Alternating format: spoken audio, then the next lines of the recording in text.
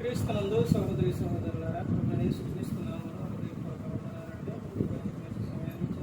దేవునికి ప్రభువైన క్రీస్తు ద్వారా కృతజ్ఞతాస్తుతులు చెల్లిస్తున్నానండి. అందరూ బాగున్నారండి. వాక్యం చదువుకొని ప్రార్థన చేసుకున్న తర్వాత యోహాను గారు రాసిన సువార్త 6వ అధ్యాయం 40వ వచనం. కుమారుని చూచి ఆయన యందు విశ్వాసం ఉంచు ప్రతి వాడును నిత్యజీవం పొందుటయే నా తండ్రి చిత్తం. అంత్యదినమని నేను వారిని ప్రార్థన చేస్తాను. పరలోకమందున మా తండ్రి, పరిశుద్ధ ప్రేమ గల తండ్రి, గొప్ప తండ్రి, యెహోవా తండ్రి, మీ కుమారి యేసుక్రీస్తు ప్రభువు ద్వారా కృతజ్ఞతాస్తుతులు చెల్లిస్తున్నాము నాయన. ఈ కూడికి అంతట్లో మీరే నడిపించండి నాయన. వాక్యం బోధించండి. లోక సంబంధమైన జ్ఞానంతో మాట్లాడే వాక్యం చేస్తారని మా ప్రభువైన యేసుక్రీస్తు నామమున వేడుకుంటున్నాం తండ్రి. ఆమేన్. ప్రభువైన యేసుక్రీస్తు నామమున హృదయపూర్వక వందనాలండి. దేవుని కుమారుడు యేసుక్రీస్తు ప్రభువు ఈ లోకానికి వచ్చిన తర్వాత పరలోక రాజ్యం సమీపిస్తుంది కనుక మారు మనసు పొందమని ప్రకటనతో మొదలుపెట్టారు. అంశం క్రీస్తునందు నీవు విశ్వాసం ఉంచితే ఏం జరుగుతుందో తెలుసు. క్రీస్తునందు నీవు విశ్వాసం ఉంచితే ఏం జరుగుతుందో తెలుసు. క్రీస్తునందు ఏమవుతాలి? విశ్వాసం అవుతాలి. యోహాను గారు రాసిన సువార్త 3వ అధ్యాయం 16-17 వచనాల్లో ఆయన కుమారుని యందు ఏముంచాలంట? విశ్వాసం ఉంచాలి. విశ్వాసం ఉంచిన వారు ఎక్కడికి వెళ్తారు? నిత్య జీవం. యోహాను గారు రాసిన సువార్త 14వ అధ్యాయం ఏమని చెప్తారు? 14వ అధ్యాయం 1-2 వచనాల్లో కుమారుని యందు కూడా మీరు ఏముంచాలి? విశ్వాసం ఉంచాలి. ఇక్కడ ఏమని చెప్తున్నారు? కుమారుని చూచి ఆయన యందు విశ్వాసం ఉంచి ప్రతి వాడును నిత్య జీవం పొందుటయే నా తండ్రి చిత్తం. అంత్యదినమని నేను వారిని చెప్తాను. అంటే కుమారుని చూసి ఏముంచాలని ఇన్ని చోట్ల ఇన్ని రెఫరెన్సుల్లో ఉంది. కుమారుని చూసి ఏముంచాలి? విశ్వాసం ఉంచాలి. 2వ కీర్తన ఏముంటుంది? కుమారుణ్ణి ముద్దు పెట్టుకోవాలి. ఇవన్నీ కూడా ప్రతి ఒక్కటే క్రైస్తవులు మరిచిపోయారు. యేసుక్రీస్తు ప్రభువారంటే ఆయన పట్ల భయము లేదు, భక్తి లేదు, ప్రేమ లేదు, విశ్వాసం లేదు, ఏదే లేకుండా పోయింది. మాకు క్రీస్తు ఎందుకంటే ఈ రోజున జనం మాకు క్రీస్తు ఎందుకు? మా సేవకుడు ఎలా వస్తుందో, మా సేవకుడికి ఏం కావాలి, అంతా ఎవరిని చూడాలి? సేవకుడిని చూడాలి. సేవకుడికి జేజేలు కొట్టాలి. సేవకునికి పుట్టినరోజులన్నా, పెళ్లి రోజులన్నా, లేకపోతే ఇంకేమైనా కార్యక్రమాలన్నా అన్నీ ఎవరికి మహిమ? అంతా కూడా ఎవరికి? సేవకునికే. క్రీస్తుకి కానీ, తండ్రి అయిన దేవునికి కానీ, క్రీస్తుకి కానీ మొదటి స్థానం ఇచ్చే పని లేదు. క్రీస్తు పట్ల విశ్వాసం ఈ రోజున లేదు. క్రీస్తు పట్ల నీకు విశ్వాసం ఉంటే నువ్వు ఎలా ఉంటాడు చెప్పండి? దేవుని యందు మీకు విశ్వాసం ఉంటే ఏం జరుగుతుంది? ఏం జరుగుతుందండి? దేవుని పట్ల విశ్వాసం ఉంటే ఒక స్త్రీ అయినా పురుషుడైనా చేయవలసిన పని ఏంటో తెలుసా? సేవకుని ముందు గొప్పలు చెప్పించుకోవడం, సేవకుల ముందు ఇది చేయరు. లూదియా ఏం చేసింది? దేవుని వాక్యం విని ఆమె ఏం చేసింది? సేవకుల్ని వచ్చి ఒకసారి మా ఇంటికి వచ్చి చూడమంది. ఎందుకు? ఆమె విశ్వాసం కలిగి ఉంది. విశ్వాసం కలిగి ఉందండి. విశ్వాసం కలిగి ఉంది కాబట్టే ఆమె అడిగింది. ఈ రోజున విశ్వాసం అనేది విశ్వాసంలో ఉందండి. విశ్వాసం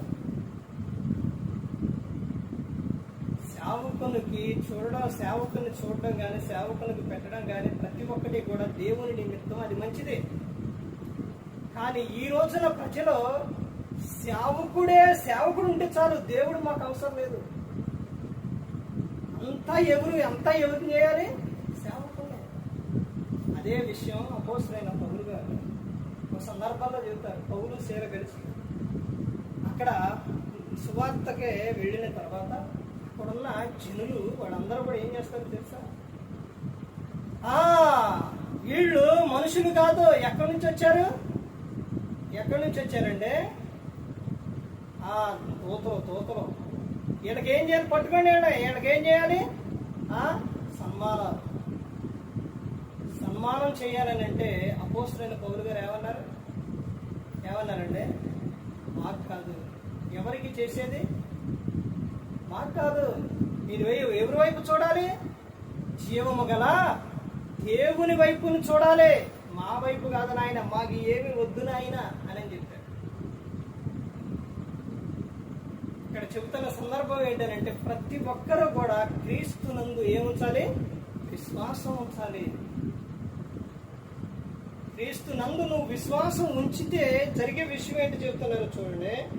విశ్వాసం ఉంచు ప్రతివాడును నిత్య జీవం పొందుటయే. నిత్య జీవం పొందుతూ కుమారుని పట్ల నువ్వు విశ్వాసం ఉంచితే నిత్య జీవం పొందుతూ. మాకు దేవుని గురించి ఎందుకంటే, మాకు విశ్వాసం గురించి ఎందుకు, దేవుని గురించి ఎందుకు, మాకు వాటి గురించి అవసరం లేదు. లోకం విషయాలు ఏమైనా ఉంటే లోక విషయాలు చెప్పండి. యువతను ఎలా మారిపోయారు ప్రజలు ఎలా మారిపోయారండి? ఈ రోజున క్రీస్తుని గురించి పరిచయం, క్రీస్తుని గురించి చెప్పటం కానీ, ఇదిగో మీరు దేవుని పట్ల విశ్వాసం ఉంచాలి, ఆయన కుమారుని పట్ల మీరు విశ్వాసం ఉంచాలి అని చెప్పటం, క్రీస్తుని గురించి చెప్పడం సేవకులే మానేశారు. అదేంటంటే మేము చేసేది దేవుని సేవ కాదా, మేము చెప్పేది దేవుడి గురించి కాదా? ఇవన్నీ వితండవాదాలు. సేవకులు ఇలా మారిపోయారు ప్రతి ఒక్కరు కూడా. మేము చెప్పేది బాధ కాదా, మేము చెప్పేది దేవుని గురించి కాదా? ఎలా మారిపోయారో చూడండి, ఎలా మారిపోయారు. ప్రతి ఒక్క సంఘములో ప్రతి ఒక్క సేవకుడు తెలుసుకోవాల్సిన విషయం, చెప్పవలసిన విషయం ఏంటి అని అంటే మాకు తెలియదా అనుకుంటారు. మీకు తెలుసు ఏం చెబుతున్నారో ఏం చెప్పట్లేదు అన్నది ప్రతి ఒక్కరు కూడా మీరు పరీక్షించుకుంటే మీకు తెలుస్తుంది. ఇంకొక సేవకుడు కదా చెబితే మీకు నచ్చదు కదా, నచ్చదు ఈ రోజున. అంటే మాకు తెలియదా? ప్రతి ఒక్కరు కూడా ఈ రోజున ప్రతి ఒక్కరు కూడా చెప్పవలసింది, ప్రతి ఒక్కరు కూడా క్రీస్తుని గురించే ఎక్కువగా. అంటే తండ్రి గురించి వద్దా, కుమారుడి గురించి వద్దా, ఇలాంటి వితండవాదాలు కాదు. ఆల్రెడీ యేసుక్రీస్తు ప్రభువారు ఇక్కడ ఏమని చెప్తున్నారు? తండ్రి గురించి కుమారుడు చెప్పిండు, పరిశుద్ధాత్ముడు కుమారుని గురించి చెప్పిండు. ఇవన్నీ ప్రతి ఒక్కడే కూడా జరిగినాయి, ప్రతి ఒక్కడే కూడా చెప్పారు.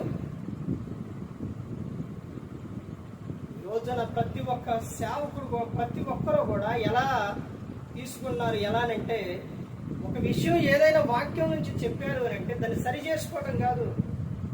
మాకు ఎలా చెప్తారా, ఎలా చెప్పారా, అలా చెప్పారా? ఇక్కడ ఏమని చెప్తున్నారు? యేసుక్రీస్తు ప్రభువు ఏమని చెప్తున్నారంటే కుమారుని పట్ల ఏ ఉంచమని చెప్తున్నారు? విశ్వాసం ఉంచాలని చెప్తున్నారు. ఎలా పరిచయం, ఎలా చెబుతున్నావు విశ్వాసానికి? నువ్వు ఎలా చెప్తున్నావు?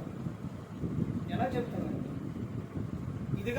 ఇదిగయ్యా, ఇదిగో ప్రతి ఒక్కరూ కూడా యేసుక్రీస్తు ప్రభువు చెప్పినట్టు చేయాలి, ఆయన యందు భయభక్తులు కలిగి ఉండాలి. అలా చెప్పకోకుండా సేవకుని ఒక గొప్పతనం ప్రతి ఒక్కరూ కూడా చెప్పాలి. సంఘములోని నేను రాకముందే, సేవకు రాకముందే ఉండాలి.